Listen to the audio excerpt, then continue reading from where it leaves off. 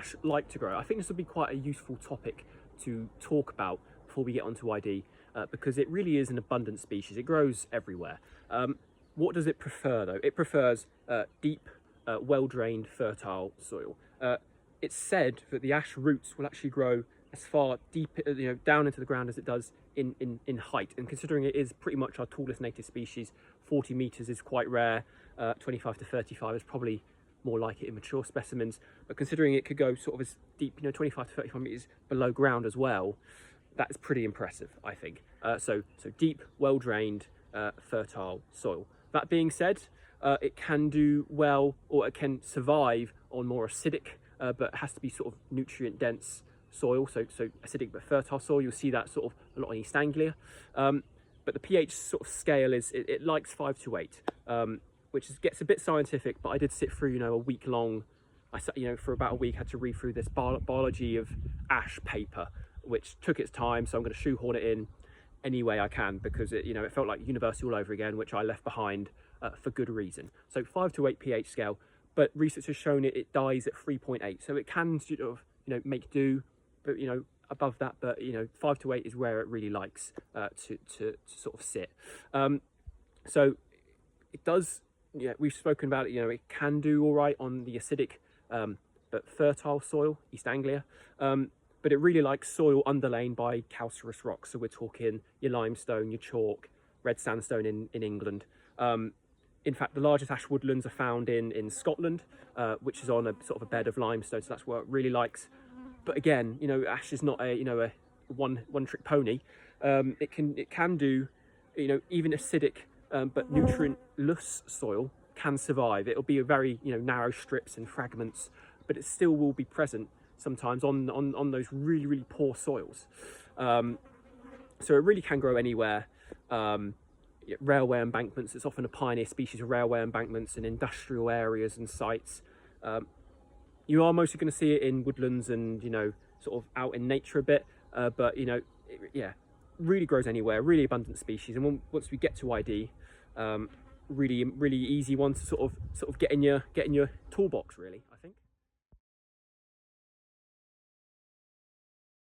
So the ash tree is a really common species in the UK. We spoke about some, what it prefers, that fertile, well-drained, deep soil, but it can tolerate lots of other spaces as well. It can also tolerate rivers, so really useful for spreading of the ash keys. They can fall in the river and go downstream as well. It also can work well in polluted areas and when it's exposed. So just looking at where it likes to grow probably isn't very helpful, because it can grow in so many other areas. That being said, when you look at the numbers, and they are very rough numbers, you can't exactly count to this, the 8th decimal place, the percentage of what a tree species can make up in a landscape. But ash is a really common species. Just overall, it's probably the 3rd most common tree in our landscape. That's sort of research done by Kew Gardens and the Woodland Trust and other organisations as well.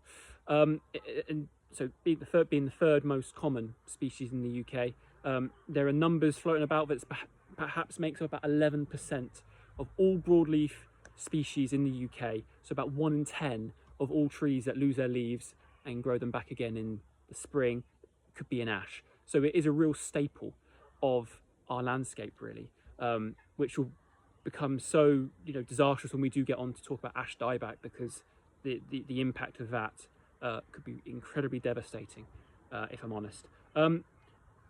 So we've just spoken about all the other places it grows, but where you're most probably going to likely to see it is in our woodlands, especially when because it can dominate woodlands and become ash woods. We see that in Scotland and other places here in England as well, but also in hedgerows. And in hedgerows, it is a super common species.